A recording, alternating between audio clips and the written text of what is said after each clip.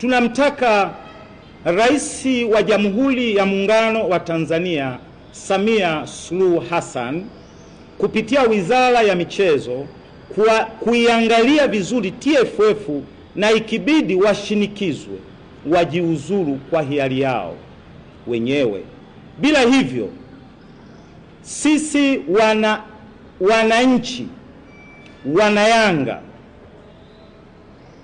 kwa nchi nzima leo tunatoa tamko kwamba endapo watashindwa kujiuzuru tutaitisha maandamano nchi nzima. Wanahabari, nataka nirudie, kama unaweza kuchukua kwa herufi kubwa, chukua herufi kubwa, kwamba wasipofanya hivyo wananchi tutaitisha maandamano nchi nzima.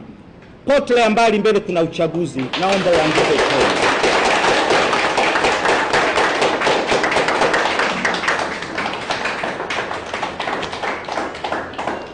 Hili ni tamko tumeliweka, na ninawaomba waratibu wa mikoa yote ambayo wamefanya na ambao hawajafanya tuweke siku na tujiandae. Zisipotimia tutaanzisha maandamano.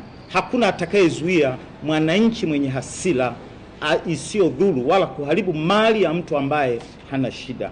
Maandamano ni ya amani, maandamano ya kumtaka tu Mr. Kalia na bodi ya ligi waachie.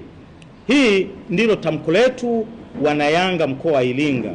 Yanga, tunaomba Yanga tupewe pointi zetu 3 kwa mujibu wa kanuni ya 34 na kanuni ya 31 ya ligi kuu ya NBC.